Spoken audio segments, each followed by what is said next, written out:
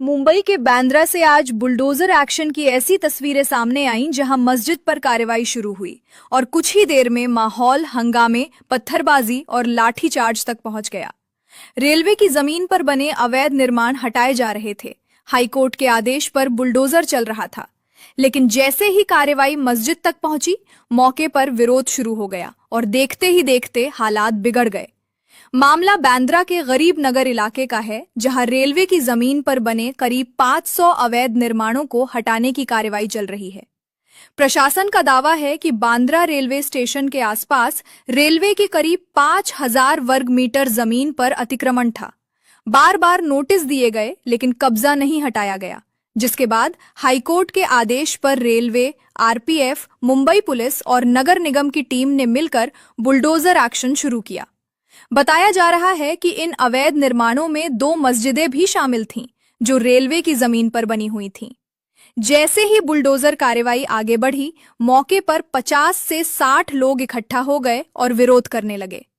Police उन्हें समझा रही थी, लेकिन आरोप है कि भीड़ ने अचानक पत्थरबाजी शुरू कर दी। इस पत्थरबाजी में कई पुलिसकर्मी घायल हो गए, जिसके बाद पुलिस ने भीड़ को तितर-बितर करने के लिए लाठीचार्ज किया।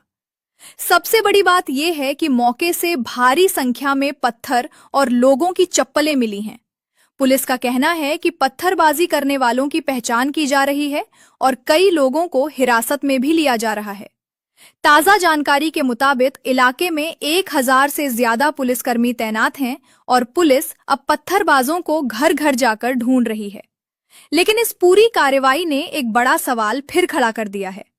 अगर ये जमीन रेलवे की थी, अगर अतिक्रमण अवैध था, अगर नोटिस पहले से दिए गए थे, तो इतने सालों तक ये कब्जे बने कैसे रहे? और जब कार्रवाई कोर्ट के आदेश पर हो रही थी, तो फिर उसका विरोध हिंसा तक क्यों पहुंचा? पश्चिम रेलवे का कहना है कि ये जमीन रेलवे के विकास कार्यों और सुरक्षा के लिए बेहद जरूरी है।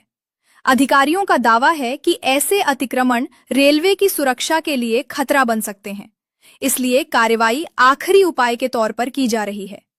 यानी प्रशासन का साफ कहना है कि ये किसी धार्मिक पहचान के खिलाफ कार्रवाई नहीं, बल्कि रेलवे की जमीन पर अवैध कब्जे हटाने की प्रक्रिया है। लेकिन दूसरी तरफ सोशल मीडिया पर बहस तेज हो गई है। कुछ लोग कह रहे हैं कि कानून सबके लिए बराबर होना चाहिए, चाहे कब्जा किसी भी नाम से हो। वहीं कुछ लोग सवाल उठा रहे हैं कि जब